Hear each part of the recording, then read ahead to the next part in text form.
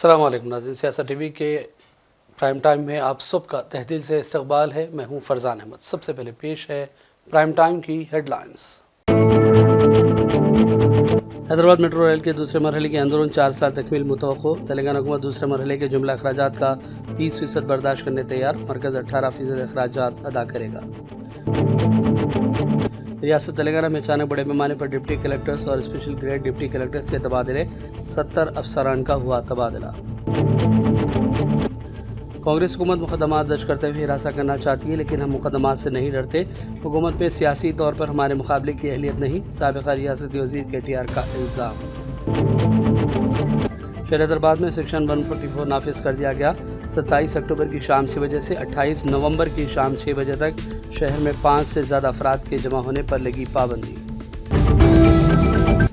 12 जनवरी 2025 तक उत्तराखंड हुकूमत हिमालयी इलाके में गैर हिंदुओं के दाखिले पर रोक लगाने वाला कानून नाफिज करे। दूसरी सूरत में बड़ी तहरीक शुरू करेंगे। स्वामी आनंद स्वरूप ने दी धमकी। इसराइल को हालिया हमले के जवाब देने के लिए तमाम दस्तियाब वसाइल का इस्तेमाल होगा। ईरान ने जालिम इसराइल को दिया इंतबाह। और शुमाली गज़ा में इसराइल की 24 दिनों से मुसलसल जालिमाना और बेदर्दाना फौजी कार्रवाइयाँ जारी। ताहाल 1000 से ज़्यादा अफराद हुए शहीद, सैकड़ों जख्मी। हेडलाइंस आपने देखी और पेश है खबरों की तफसीलात। शुरुआत करेंगे तेलंगाना और हैदराबाद की खबरों से। तेलंगाना हुकूमत हैदराबाद मेट्रो रेल के दूसरे मरहले के अंदरून 4 साल तकमील की तवक्को कर रही है। तेलंगाना हुकूमत मेट्रो रेल प्रोजेक्ट के दूसरे मरहले के जुमला अखराजात का 30% बर्दाश्त करने तैयार है। अवामी खानगी शराकत के तहत रियासत और मरकज़ की हुकूमत सरमाकारी करेंगी। मरकज़ 18% हिस्सा अदा करेगा और बाकी 52% सरमाकारी खानगी शोबे की जानिब से होगी। तकरीबन 24,269 करोड़ रुपये के तखमीना लागत वाले इस प्रोजेक्ट के लिए 52% फंड्स का कर्ज हासिल करने का फैसला किया गया। हैदराबाद की बढ़ती हुई आबादी की ज़रूरतों को पेश नज़र रखते हुए मेट्रो प्रोजेक्ट का दूसरा मरहला शुरू होगा। हुकूमत को उम्मीद है कि मरकज़ी हुकूमत से मंजूरी मिलते ही ये काम शुरू हो जाएगा। रियासत तेलंगाना में अचानक बड़े पैमाने पर डिप्टी कलेक्टर्स और स्पेशल ग्रेड डिप्टी कलेक्टर्स के तबादले कर दिए गए हैं। रियासती हुकूमत ने 47 डिप्टी कलेक्टर्स और 23 स्पेशल डिप्टी कलेक्टर्स के तबादलों के अहकामात जारी किए। रियासत भर में 15 अजला के एडिशनल कलेक्टर और 4 अजला के DROs का भी तबादला किया गया है। इस सिलसिले में तेलंगाना हुकूमत की चीफ सेक्रेटरी शांति कुमारी की जानिब से बाकायदा अहकामात भी जारी कर दिए गए हैं। मरकजी वज़ीर और BJP लीडर जी किशन रेड्डी ने कहा कि कांग्रेस की हुकूमत में तेलंगाना की मईशत बहरान से दो चार हो गई है। मीडिया से बातचीत करते हुए किशन रेड्डी ने कहा कि इलेक्शन के दौरान कांग्रेस ने बुलंदबांग दावे किए। कांग्रेस और उसकी हुकूमत आवाम के मसाइल हल करने में नाकाम हुई। कांग्रेस अपने अहम वादे भी पूरे नहीं कर सकी। तेलंगाना हुकूमत शदीद मालियाती बहरान से दो चार है। हुकूमत कॉन्ट्रैक्टर्स के बकायाजात भी अदा नहीं कर सकी। उन्होंने कहा कि रेवंत रेड्डी हुकूमत माली सूरत हाल पर वाइट पेपर जारी करे। डिप्टी चीफ मिनिस्टर भट्टी विक्रमारक ने कहा कि ख़वातीन को बाइख्तियार बनाते हुए तेलंगाना पूरे मुल्क के लिए एक मिसाल कायम करेगा। खम्मम कलेक्टर ऑफिस में इंदिरा महिला शक्ति कैंटीन, लेडीज़ लाउंज और डाइनिंग हॉल का इफ्तिताह करते हुए डिप्टी चीफ मिनिस्टर ने यह भी कहा कि खातून सनअतकारों की ट्रेनिंग के लिए बिला सूदी कर्जे भी फराहम किए जाएंगे। चीफ मिनिस्टर रेवंत रेड्डी ने यादव तबके को ज़्यादा सियासी नुमाइंदगी देने का यकीन दिलाया है। रेवंत रेड्डी ने कहा कि इस तरह यादव तबके से इंसाफ किया जाएगा। चीफ मिनिस्टर ने भी कहा कि अनिल कुमार यादव को राज्यसभा में रुकन बनाकर कांग्रेस ने बता दिया है कि वो यादव तबके को भी मुनासिब नुमाइंदगी देने के लिए अपने वादे की पाबंद है। रियासती वज़ीर P. श्रीनिवास रेड्डी ने कहा कि दिवाली के मौके पर सरकारी मुलाजिमीन को DA फौरी तौर पर जारी कर दिया जाएगा। याद रखें कि इससे कबल हुकूमत ने फैसला किया था कि सरकारी मुलाजिमीन को DA दिए जाएंगे। ఈ ప్రభుత్వం ఎన్ని ఇబ్బందుల్లో ఉన్నా ఉద్యోగస్తుల విషయాన్ని కూడా పరిశీలిస్తామని చెప్పాం. చెప్పిన దాంట్లో భాగంగా దీపావళి సందర్భంగా ఉద్యోగస్తులందరికీ ఇమిడియట్లీగా ఒక DAని ఇవ్వటం జరుగుతుంది. साबिक़ रियासती वज़ीर KTR ने इल्ज़ाम लगाया कि कांग्रेस हुकूमत उनके अरकान ख़ानदान के ख़िलाफ़ मुक़दमात दर्ज करते हुए हिरासत करना चाहती है, लेकिन हम मुक़दमात से डरने वाले नहीं हैं। सियासी तौर पर हमारे मुकाबले की अहलियत कांग्रेस हुकूमत के पास नहीं है, इसलिए ख़ानदान को परेशान करने, उनके ख़िलाफ़ मुबैना झूठे मुक़दमात दर्ज करते हुए हिरासत करने की कोशिशें की जा रही हैं। మమ్మల్ని రాజకీయంగా ఎదుర్కోలేక ఇవాళ మా కుటుంబ సభ్యుల మీద, మా బంధువుల మీద ఇవాళ కొన్ని కేసులు బనాయించి కుట్రలు చేసి మా మానసిక స్థైర్యాన్ని దెబ్బతీయాలి, ఆత్మస్థైర్యాన్ని దెబ్బతీయాలి. ఈ కుట్రలతో మా గొంతు నొక్కాలనే ప్రయత్నం కాంగ్రెస్ ప్రభుత్వం చేస్తున్నట్టుగా కనబడుతున్నది. కానీ నేను కాంగ్రెస్ నాయకత్వానికి, అది రేవంత్ రెడ్డి కావచ్చు, రాహుల్ గాంధీ కావచ్చు, చెప్పేది ఒకటే: మేము ఉద్యమంలో అడుగుపెట్టిన నాడే సావుకు తెగించొచ్చిన వాళ్ళం. కేసులకో మీరు చేసే ఈ చిల్లర ప్రయత్నాలకో భయపడే వాళ్ళం ఎంతకంటే కాదు. केटीआर के निस्बती भाई राज बघेला को पुलिस की जानिब से नोटिस दिए जाने पर पार्टी लीडरान और खानदान भी बरहम बताए जा रहे हैं। शहर के मुजाफाती इलाके जनवाब में फार्म हाउस में मुनक़दा पार्टी के सिलसिले में नोटिस दिया गया, जिस पर साबिक़ा रियासती वज़ीर हरीश राव ने भी सख्त बरहमी का इजहार किया और कहा कि मुख्तलिफ इल्ज़ामात घड़े जा रहे हैं जो हुकूमत की साजिश का ही एक हिस्सा समझ में आ रहा है। జరిగిందేంది? It is a family function. అది ఫామ్ హౌస్ కాదు, అది తన ఇల్లు. నిన్న కేటీఆర్ గారు కూడా చెప్పారు, ఇక్కడ ఇల్లు ఖాళీ చేసి తన సొంత ఇల్లు కట్టుకొని తన ఇంట్లో తాను ఉంటున్నాడు. దాన్ని ఫామ్ హౌస్ అని ప్రచారం చేస్తారు, రేవ్ పార్టీ అని ప్రచారం చేస్తారు, డ్రగ్స్ అని ప్రచారం చేస్తారు. వాస్తవానికి మూడిట్లో ఒకటని నిజముందా? It is not farmhouse, అది ఆయన నివాసం, ఆయన ఉండే ఇల్లు.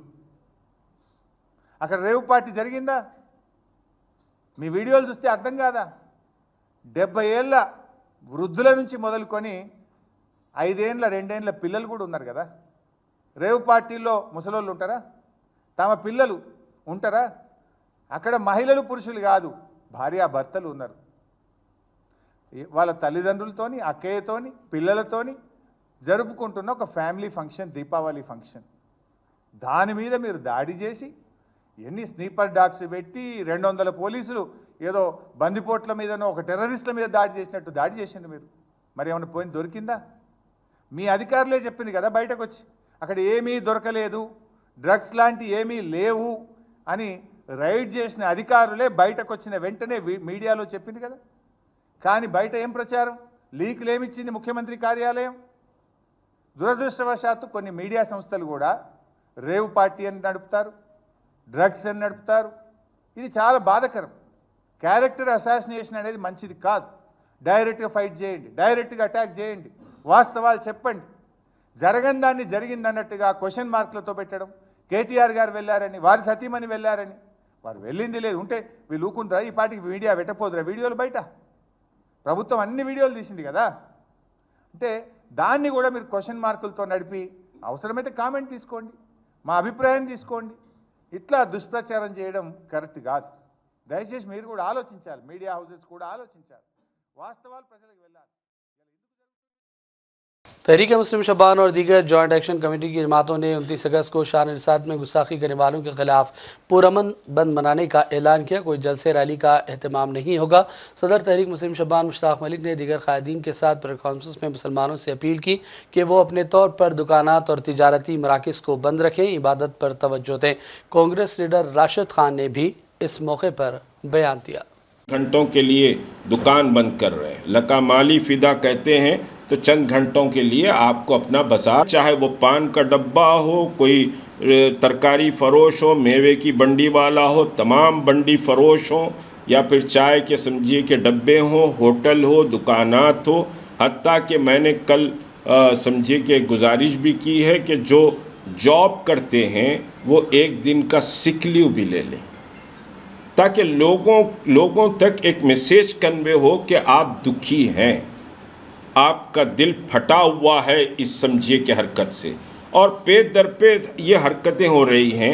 25 करोड़ मुसलमान इस मुल्क में जीता है और मोहम्मद रसूलुल्लाह सल्लल्लाहु अलैहि वसल्लम के ज़रिए ही ये सारी कायनात, हमारी ज़िंदगी और हमारा रिस्क और हमारा सारा सुकून ये रसूल करीम सल्लल्लाहु अलैहि वसल्लम के सदक़े में है।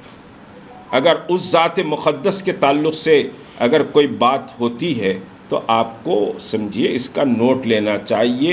मैं अपने मदरसे की फ़ंडिंग को देखूं, मैं अपने समझिए कि दरगाह के ज़मीन को देखूं, या मैं अपने ओहदे, ये ओहदे, मरातिब, दौलत, अमारात, स्टेटस, ये सबसे बुलंद मसला है, ये सबसे बुलंद मसला है। लोगों की ज़बानें किसी और पर खुल रही हैं, मिंबर व महराब और समझिए कि साहब लिबास खिज़र पहने हुए लोगों की, लेकिन मोहम्मद रसूलुल्लाह सल्लल्लाहु अलैहि वसल्लम पर उनकी ज़बानें नहीं खुल रही। आज ये मौका नहीं है कि इस पर बात करूं, और बात तो की जाएगी ये कि वक़ुल जाल हक़ व ज़ाक़ल बातिल इन्नल बातिल काना ज़हूक़ा, हक़ बुलंद होगा, बातिल बेनामो निशान होगा और डिवीज़न होगा। हक़ के रास्ते पर चलने वाले ये जो गुस्ताख रसूल माजी में भी देखेंगे कि हर वक्त इसने मुसलमानों पे निशाना ताना, इस्लाम पे निशाना ताना, और उसकी जुर्रत इतनी बढ़ गई वो हुजूर सल्लल्लाहु अलैहि वसल्लम की शान में गुस्ताखी करता है। और हम शान रिसालत में गुस्ताखी ख़ते बर्दाश्त नहीं करेंगे। रियासत तेलंगाना में एहतजाज हुआ, दिल्ली में हुआ, हिंदुस्तान के मुख्तलिफ़ रियासतों में एहतजाज हुआ, कई FIR दर्ज हुए, मगर आप देखेंगे कि उत्तर प्रदेश की सरकार उसको डिटेन करती है, मलून को वह हिरासत में नहीं लेती, अरेस्ट नहीं बताती, जुडिशियल कस्टडी नहीं लेती, सलाखों के पीछे नहीं भेजती। ये जो बंद है रियासत तेलंगाना का, ये एक मजबूत और अहम पैगाम भेजने वाला है मरकज़ी हुकूमत को, उत्तर प्रदेश की हुकूमत को, कि उम्मत मुस्लिमा खामोश बैठने वाला नहीं है, क्योंकि वो इस बंद के ज़रिए से मुतालिबा कर रहा है इंसाफ का, और इंसाफ हमारा दस्तूरी हक़ है। और मैं मरकज़ी हुकूमत से ये मुतालिबा करता हूँ। और इस दौरान MBT तर्जुमान अमजदुल्ला खान खारिज ने कहा कि आसिफाबाद में मुस्लिम नौजवान की मॉब लिंचिंग का वाक़या काबिल मज़म्मत है। उन्होंने कहा कि 19 साला नौजवान आबिद हुसैन पर हमले के तमाम खातियों के ख़िलाफ़ सख्त कार्रवाई की जाए। उन्होंने ये भी कहा कि जब से कांग्रेस की हुकूमत आई है मुसलमानों को टारगेट किया जा रहा है। इतवार के दिन वाक़या जुम्मे के दिन हुआ। इतवार के दिन पूरा गांव जमा होके उसका घर जला दिए, उसके डोज़र जला दिए, उसका पूरा जला दिए। तो ऐसा ही वाक़या यहाँ पर पेश आया। तो अब यहाँ पर कई सवालें हैं कि क्या चीफ मिनिस्टर रेवंत रेड्डी साहब जो है पुलिस महकमे को कंट्रोल नहीं कर सक रहे हैं? क्या पुलिस यहाँ की हमारी जो है अब ये जो वाक़या पेश आया आबिद हुसैन के साथ में, जितने लोग इसके अंदर इन्वॉल्व है इनके ऊपर पूरों पे FIR इशू नहीं होता। कामारेड्डी में जो लड़की के, एक मुस्लिम लड़की के, मासूम लड़की के साथ, माइनर लड़की के साथ जो PT सर रेप किया बोल के जो है, उसके अंदर मुसलमान एहतजाज करे तो 4 FIR है। एक FIR में 60 से 70 बच्चे हैं। कई बच्चों की बाहर के लिए तालीम के लिए जा रहे थे, उनकी तालीम रुक गई, कई जेल में हैं, कई बाहर है। तो वो सेम पुलिस का एक्शन जो है बोधन में नहीं देखा गया जहाँ पर एक मुस्लिम लड़की का रेप हुआ। वो सेम एक्शन जो है आपके सिद्दीपेट में नहीं देखा गया, जो सिद्दीपेट का जो गांव है, जो मैं बोला आपके गुरुनापेट विलेज में नहीं देखा गया, एक को भी गिरफ्तार नहीं किया गया। यहाँ पर पुलिस उसको बचाने में कामयाब हो गई, लेकिन मैं गारंटी दे रहा हूँ कि इसके ऊपर जो है कोई एक्शन नहीं होगा। और इतनी बुरी तरीके से मारे हैं, क्योंकि बाजू की गाँव में थे, जब मालूम हुआ तो उसकी वालदा भी भाग के आई, आके रो रही वालदा लपट के, पैरा पड़ ली, छोड़ दो मेरे बेटे को बोल के। और बाज़ाब्ता वीडियोस बना रहे हैं वो लोग, वीडियोस बना के गाने डाल के अपने सोशल मीडिया पे डाल रहे हैं कि हमने इतना बड़ा काम किया था, ज़बरदस्त काम किया। तो हमारा मुतालिबा है ये जो आखिर मेन चीज़ ये है कि ये आसिफाबाद डिस्ट्रिक्ट, कुमरभीम आसिफाबाद डिस्ट्रिक्ट जो है, ये चल क्या रहा है वहाँ पर। आज से तकरीबन 50 दिन पहले यानी असेंबली इलेक्शन के बाद में एक फिसाद हुआ, गड़बड़ हुई। वहाँ पर जो है कांग्रेस को वोट डाले बोल के वहाँ के मुसलमानों पे, वहाँ की जो गोंड तबका के लोग हैं वो लोग RSS से मिलके, BJP से मिलके हमला किए और FIR इशू हुआ तकरीबन मुसलमानों के ऊपर 75। शहर हैदराबाद में सेक्शन 144 नाफिज कर दिया गया है। कमिश्नर पुलिस CB आनंद की जानिब से जारी करदा बयान के मुताबिक 27 अक्टूबर की शाम 6 बजे से 28 नवंबर की शाम 6 बजे तक दोनों शहरों हैदराबाद और सिकंदराबाद में 5 से ज़्यादा अफराद के जमा होने पर पाबंदी लग गई है। इस तरह इस दौरान जुलूस, धरना, रैली और जलसा मुनक़्क़िद करने की हैदराबाद और सिकंदराबाद में इजाज़त नहीं रहेगी। पुलिस के मुताबिक अब सिर्फ इंदिरा पार्क पर धरना और एहतजाज किया जा सकता है। अहकामात की खिलाफ वर्जी करने वालों के खिलाफ पुलिस ने सख्त कार्रवाई का इंतबाह दिया है। मूसा नदी कैचमेंट एरिया के शंकर नगर इलाके में मुतासरीन को डबल बेडरूम दिए बगैर भी मकानात गिराने का काम जारी है, जिसको लेकर मुकामी अवाम ने काफ़ी फिक्रमंदी का इजहार किया। इस दौरान समाजी कारकुन भी ये सवाल कर रहे हैं कि डबल बेडरूम या फिर मुतबादल मकान दिए बगैर घरों का इंहदाम आखिर कैसे किया जा रहा है। अवाम रेवंत रेड्डी हुकूमत से इस मामले को लेकर नाराज़ भी बताए जा रहे हैं। बोधन में मिल्लत मार्ट का इफ्तिताह अमल में लाया गया। इस मौके पर आमिर अली खान MLC ने इसका रस्मी तौर पर इफ्तिताह अंजाम दिया। दीगर कई शख्सियात और अवाम की भी बड़ी तादाद इस इफ्तिताही तकरीब के मौके पर मौजूद थी। हैदराबाद के हैबिट्स इलाके में इतवार की रात बड़ा आतिशबाजी का वाक़या पेश आया। पारस पटाखों की दुकान में धमाका हुआ, जिससे शोले बड़ी तादाद में उड़ने लगे। करीबी एक होटल को भी आग लगी, जिसकी वजह से लोगों में शदीद खौफ व हिरास का माहौल देखा गया। आग लगने की खबर मिली तो फायर फाइटर्स मौके पर पहुंच गए और उन्होंने 3 फायर इंजनों की मदद से आग पर काबू पा लिया। यह हादसा महकमा एंडोमेंट के दफ्तर के करीब पेश आया, जिसमें 10 से ज़ायद 2 व्हीलर गाड़ियां भी मुकम्मल तौर पर जलकर खाकिस्तर हो गई। धमाकों की आवाज़ें सुनकर मुकामी लोग खौफ में मुब्तला हो गए। इस वाक़े में खातून के ज़ख्मी होने की इत्तला है, जिसको इलाज के लिए हॉस्पिटल मुंतकिल कर दिया गया। लोगों का कहना है कि इस किस्म के वाक़यात से लोगों की ज़िंदगियों में अदम तहफ़्फ़ुज़ का एहसास बढ़ रहा है।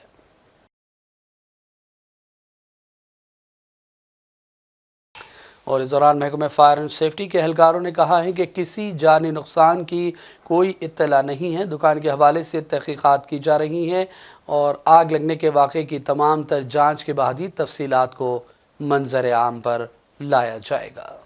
हनुमान टेकड़ी बोगलकुंटा में फायर हुआ बोल के 2118 को कॉल आया। इमीडिएट गौलगुड़ा फायर व्हीकल आके फायर स्टार्ट करे, फायर एक्सटिंग्विश करने के लिए। बाद में थोड़ा वो बहुत तेज है फायर, उससे याकतपुरा गांधी आउटपोस्ट मुशीराबाद असेंबली गाड़ी की पूरा 5 गाड़ी की इधर बुलाए, पूरा कंट्रोल कर दिए इमीडिएट। कोई इसमें कोई इंजर्ड और लाइफ लॉस कुछ भी नहीं है। तो प्राइमा फेसी क्या कह रहा है sir, what could be the cause? अरे इट विल अंडर इन्वेस्टिगेशन।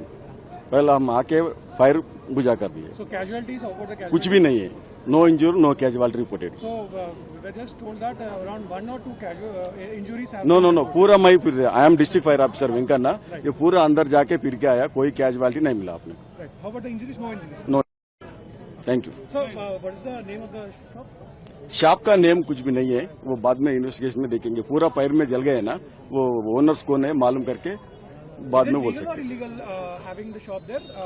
बाजू होटल है, इधर बाजू भी एक फायर क्रैकर का शॉप है बोल के सुना हुआ, अंदर तो कुछ भी नहीं दिख रहे। फायर पे पूरा जल गया, क्या है इन्वेस्टिगेशन में मालूम होता है। पुलिस लोग आए, पूरा इन्वेस्टिगेशन करके मालूम। दिवाली के मौके पर बच्चों को तनहा न छोड़ा जाए और पटाखे जलाते वक्त तमाम तर एहतियात बरती जाए। सरोजनी देवी आई हॉस्पिटल के जिम्मेदारान ने यह बयान दिया है। आंखों के लिए पटाखे ख़तरनाक साबित हो सकते हैं, इसलिए तमाम तर हिफाजती इक़दामात पर जोर दिया गया। हम हर साल यहाँ पर सरोजनी में ये दीपावली के जो फायर क्रैकर इंजरीज आते हैं आँखों के, उसका ट्रीटमेंट करते हैं और हम स्पेशल टीम्स बनाते हैं हर साल और एक्स्ट्रा स्टाफ को तैनात करते हैं यहाँ पर। तो और एक्स्ट्रा मटेरियल हर चीज़ रखते हैं हम यहाँ पर। पेरेंट्स से ये बोलना है कि आप अपने बच्चों की हिफाजत अपन करना है, और एक बार डेंजरस इंजरीज आँखों को लग गई तो फिर उसका विजन लॉस हो जाता है। उम्र तमाम के लिए वो आँख से महरूम हो जाते। जो भी बच्चे पटाखे छोड़े उनको क्या कहते हो गए, आप लोग ऐनक एटलीस्ट बच्चों को ऐनक है रहने दो या नहीं रहने दो, सेफ्टी के लिए कोई ऐनक लगा के, और बड़े लोगों के साथ वो पटाखे छोड़ने लगाना। और जो रॉकेट है, सुतली बम है, जो डेंजरस फायर क्रैकर्स है, उस जितना हो सके वो नहीं लाना। फुलझड़ी है, वो दूसरे चीज़ें हैं जो सेफ रहते हैं वो बच्चों के लिए, वो ला के पेरेंट्स उनको देना। और अभी एक बात ये है कि आप अपने पास एक बकेट में पानी रखना और ओपन एरियाज में पटाखे जलाना, एक रूम्स में या छोटे छोटे घरों के अंदर पटाखे नहीं जलाना, उससे घर भी जलने का डर रहता और लोगों भी जलने का डर रहता। हर साल दीपावली में पटाखे उड़ाने का रिवाज है और वो बहुत बड़ी रौनक रहती है दिवाली त्यौहार की। हम आपको ये चेतावनी देना चाह रहे हैं कि इन पटाखों से आँखों को नुकसान पहुंच सकता है अगर वो आप सेफली नहीं पटाखे जलाओ तो हम आपको सबको ये वार्निंग देना चाह रहे हैं कि पेरेंट्स बच्चों को अनसुपरवाइज ना छोड़े पटाखे फोड़ते हुए, खुली जगह पे जाके पटाखे फोड़े और आप केयरफुल रहे कि आपके बच्चे बिल्कुल सेफली पटाखे फोड़े। जो मज़ा है उसका वो आपका प्रॉब्लम ना हो कि पटाखा लग जाए आपको, कहीं कुछ जल जाए तो आपके दीपावली में दिक्कत आ जाएगी। और हम ये भी आपको बताना चाहते हैं कि हमारे पास हमने स्पेशल टीम्स बनाई है जो दीपावली में 24 घंटे आपको सर्विस देने के लिए रेडी है। हमारे डॉक्टर्स पूरी तरह से हर इंस्ट्रूमेंट और दवा से पूरा हमारा डिपार्टमेंट पूरा ये है, पूरा लैस है। और आपको कुछ भी दिक्कत हो दीपावली के पटाखों की वजह से तो आप कभी भी रात दिन कभी भी हमारे हॉस्पिटल को आ सकते हैं और हम आपकी आँखों को बचाने की कोशिश पूरी करेंगे। लास्ट ईयर काफ़ी लोगों को डेंजरस इंजरीज हुए जिनमें आंखें नहीं बच पाई। आँखों की इंजरी के बारे में आपको ये जानना ज़रूरी है कि इंजरी अगर बहुत ज़्यादा सीवियर हो तो उसको कोई कुछ नहीं कर सकता, सिर्फ बचाव। एक खातून की मोमो खाने के बाद मौत की इत्तला है जबकि तकरीबन 50 लोग बीमार हो गए। ये वाक़या हैदराबाद के बंजारा हिल्स पुलिस स्टेशन हदूद में पेश आया। पुलिस से मुतासिर ने शिकायत भी की। ज़राए के मुताबिक नंदी नगर, सिंगाड़ी कुंडा बस्ती और गौरी शंकर कॉलोनी में मुकामी अफराद ने मोमो खाया था। 31 साल खातून और उनके बच्चों समेत तकरीबन 50 अफराद ने इसका इस्तेमाल किया। इन सबको हफ्ते के रोज़ से ही क़ै और दस्त की शिकायत हुई, जिसके नतीजे में वो बंजारा हिल्स के आसपास के मुख्तलिफ अस्पतालों से रुजू हुए, जिनमें से चंद की हालत ख़राब बताई गई है। मोमो खाने वालों में तकरीबन 10 बच्चे भी शामिल हैं। इत्तला के मुतासिरीन में शामिल एक खातून की मौत भी हुई है। ये फ्राइडे के दिन ये मोमोज खाए, जब से शाम में से मोशंस, पेट में दर्द, हेडेक फुल हो रहा पेशेंट्स। अब इन्होंने सुबह संडे के दिन मॉर्निंग 7:30 को डेथ हो गया इनका, ये मोमोज की तरफ से। रखने में निमिष में बताए एडमिट है और चले गए न। तो अभी तो इनके 2 बेटियां हैं, अब बाप तो नहीं है इनका। अब इन्होंने अकेले बच्चे वाले पालने वाले, अब 2 बेटियां वैसी थे, अनाथ कर दिए तीनों को ये खाने से मोमोज। अभी कम से कम बस्ती में 300 नंबर से अभी नहीं पता है इन लोगों को इसके बारे में। अभी आने वाले हैं पब्लिक। खाने के बाद कितना टाइम में वैसा? 1 घंटे में शुरू हो जाएगा इसका सब। क्या हुआ? मोशंस, पेट में दर्द, उल्टियाँ, वॉन्टिंग। जाने के बाद मारे नहीं तो ऑलरेडी रास्ते में चले गए। कल सुबह डॉक्टर आया था, फोन करे तो उन्हें आगे चेक करे, थोड़ी सांस चल रही थी। कब एडमिट करे थे न्यूज़ में? 8:30 को संडे मॉर्निंग। संडे मॉर्निंग कब मार गए? 27 లేదు వాళ్ళకి పట్టుకొని వస్తున్నారు సార్ వాళ్ళు పట్టుకొని వస్తున్నారు, చేస్తున్నారు సార్, కార్యవాహి అయితే చేస్తున్నారు వాళ్ళ మీద. నేను ఆ రాత్రి నుంచే స్టార్ట్ అయింది సార్ మొత్తం. రెగ్యులర్ గా ఇప్పుడు 1 మంత్ నుంచి స్టార్ట్ అయింది సార్ వీళ్ళు అమ్మడం ఇక్కడ మన ఏరియాకి. ప్రతి ఒక్క ఏరియాకి ఇది మార్కెట్, కూరగాయల మార్కెట్ పెడతారు వారానికి ఒకసారి. ఆ మార్కెట్ లో ఏంటంటే వీళ్ళు పెడతారు కాయింప్స్, ఇద్దరు కౌంటర్స్ పెడతారు, ఆ కౌంటర్స్ లో వీళ్ళు అమ్ముతారు సార్ వీళ్ళు. और बढ़ते हैं चंद अहम कौमी और आलमी खबरों की जानिब। स्वामी आनंद स्वरूप ने कहा कि 12 जनवरी 2025 तक उत्तराखंड हुकूमत हिमालयी इलाके में गैर हिंदू दाखिले पर रोक लगाने वाला कानून नाफिज करे। अगर ऐसा नहीं होगा तो बड़ी तहरीक शुरू करेंगे। हिंदुस्तान में हिंदुत्व ब्रिगेड के जरिए मसाजिद के खिलाफ चल रही साजिश और मुसलमानों के तय नफरत का सिलसिला मुसलसल थमने का नाम नहीं ले रहा है। काली सना नामी मजहबी तंजीम के कौमी सदर महामंडेश्वर स्वामी आनंद स्वरूप ने उत्तराखंड हुकूमत से कहा कि हिमालयी इलाके में गैर हिंदुओं के दाखिले पर रोक लगाई जाए। और इसके साथ उन्होंने मुतालबा किया कि उत्तरकाशी वाक़ मस्जिद को 15 जनवरी 2025 तक हटाया जाए, वरना तहरीक चलाएंगे।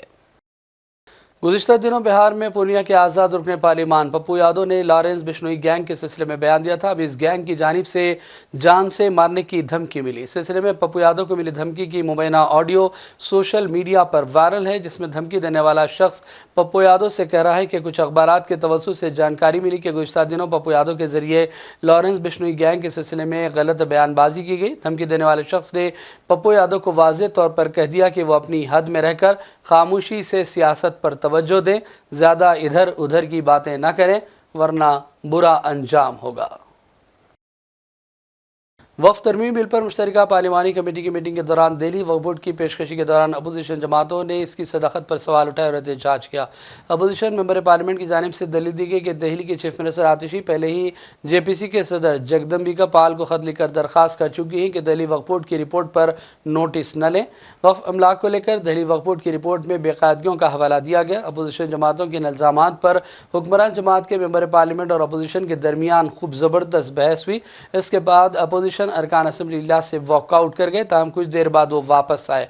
अब JPC की मीटिंग 29 अक्टूबर को होगी और JPC की मीटिंग में मरकज़ी अखिलती वजारत के नुमाइंदे एक बार फिर प्रेजेंटेशन देंगे। JPC इजलासों में हुक्मरान और अपोजिशन के अरकान के दरमियान मुसलसल गर्मा गर्म बहस का सिलसिला जारी है। कांग्रेस लीडर प्रियंका गांधी वायनाड पहुंची और हल्के में इंतखाबी मुहिम में हिस्सा ले रही हैं। याद रखें कांग्रेस पार्टी ने वायनाड से प्रियंका गांधी को टिकट दिया, जिसके बाद से उनको अवाम की बड़े पैमाने पर तायीद मिल रही है। अवामी जलसे से खिताब में प्रियंका ने कहा कि वो हल्के की तरक्की और अवाम की खिदमत में कोई कसर बाकी नहीं रखेंगी। मरकज़ की मोदी हुकूमत पर भी प्रियंका गांधी ने सख्त तनकीदें की।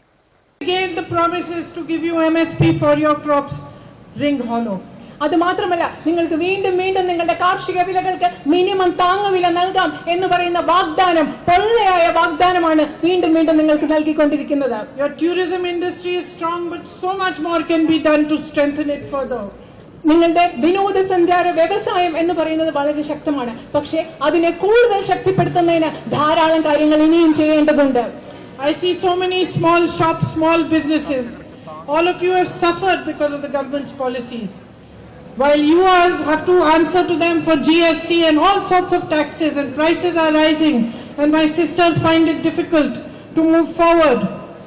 Big businessmen flourish and they get all the benefits from the central government. നിങ്ങൾ ഇവിടെ ഇപ്പോൾ ഞാൻ കാണുന്നുണ്ട് സാധാരണ കൊച്ചു കൊച്ചു കടകളുണ്ട്, ചെറിയ ചെറിയ കച്ചവടക്കാരുണ്ട്. ചരക്ക് സേവന നികുതി പോലെയുള്ള നയങ്ങൾ കൊണ്ട് നിങ്ങൾക്ക് ധാരാളം ബുദ്ധിമുട്ടുണ്ട്. ഇവിടെയുള്ള എന്റെ സഹോദരിമാർ ജീവിതം മുൻപോട്ട് കൊണ്ടുപോകാൻ ബുദ്ധിമുട്ടുകയാണ്. അതേസമയം ഗവൺമെന്റിന്റെ നയങ്ങൾ എപ്പോഴും സഹായിക്കുന്നത് വലിയ ബിസിനസ്സുകാരെയും അവർ വളർന്നുകൊണ്ടിരിക്കുന്ന ഒരു സാഹചര്യത്തിലാണ് നമ്മൾ ഇന്ന് ജീവിക്കുന്നത്.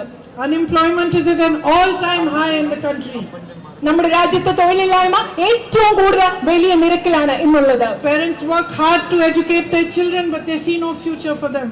നമ്മുടെ മാതാപിതാക്കൾ സ്വന്തം കുഞ്ഞുങ്ങളെ പഠിപ്പിക്കാൻ വേണ്ടി വളരെയധികം കഷ്ടപ്പെടുകയാണ്, പക്ഷെ തങ്ങളുടെ കുഞ്ഞുങ്ങൾക്ക് ഒരു ഭാവി കാണാൻ അവർക്ക് സാധിക്കുന്നില്ല. You have a hub of sports here, and I know you love soccer, but your facilities are not good enough. They need to be improved. New opportunities need to be created for all these young boys who train so hard and work so hard for them to play for their state, to play for their country. എനിക്കറിയാം വയനാട്ടിലുള്ള നിങ്ങൾക്ക് sports കായിക വിനോദങ്ങൾ വളരെ ഇഷ്ടമാണ്, football വളരെ ഇഷ്ടമാണ്, പക്ഷെ ഇവിടെ കൂടുതൽ സൗകര്യങ്ങൾ ഉണ്ടാകേണ്ട ആവശ്യമുണ്ട്. നമ്മുടെ രാജ്യത്തിന് വേണ്ടി, സംസ്ഥാനത്തിന് വേണ്ടി ഒക്കെ കളിക്കാൻ തയ്യാറായി നിൽക്കുന്ന ചെറുപ്പക്കാർക്ക് വേണ്ടി കൂടുതൽ സംവിധാനങ്ങൾ ആ മേഖലയിൽ ഉണ്ടാകേണ്ട ആവശ്യമുണ്ട്. ईरान ने इसराइल को हालिया हमले के जवाब देने के लिए तमाम दस्तियाब वसाइल का इस्तेमाल करने का ऐलान किया। ईरानी वज़ारत ख़ारिजा के तर्जुमान इस्माइल वक़ाई ने कहा कि सहयूनी हुकूमत को यकीनी और मौसर जवाब देने के लिए तमाम ज़राए इस्तेमाल करेंगे। उन्होंने कहा कि हमारे रद्दमल की नौयत इसराइली हमले की नौयत पर मुनहसर है। इसराइल ने गुज़िश्ता दिनों ईरानी फ़ौजी मकामात पर फ़िज़ाई हमले किए, जिसमें 4 ईरानी फ़ौजी जाँ बहक हुए। गुज़िश्ता रोज़ ईरानी सुप्रीम लीडर ने भी अपने बयान में दो टोक कहा कि सहयूनी ईरान के हवाले से गलत अंदाज़ा लगा रहे हैं और वो अब तक ईरानी अवाम की ताकत और जज्बात को नहीं समझ सके। हमें उन्हें ये समझाने की ज़रूरत है। और अब आखिर में बात करेंगे फ़लस्तीन के हवाले से। फ़लस्तीनी वज़ारत सेहत के हुकाम ने शुमाली गज़ा में इसराइल की 24 रोज़ा ज़ालिमाना और बेदर्दाना फ़ौजी कार्रवाइयों के हवाले से बयान देते हुए कहा कि 1000 से ज़्यादा अफराद सिर्फ 24 दिनों में शहीद हुए हैं, जिनमें बड़ी तादाद ख़वातीन और बच्चों की है। इस दौरान इसराइली जेट तैयारों ने एक और हमला किया, जिसमें कम से कम 5 फ़लस्तीनी बाशिंदे शहीद हुए, दीगर 10 ज़ख्मी भी हुए। अब तक इस बदतरीन जंग में शहीद होने वाले फ़लस्तीनियों की मजमूई तादाद 43,000 से बढ़ गई है, जबकि लगभग 1 लाख फ़लस्तीनी बाशिंदे जख्मी हैं।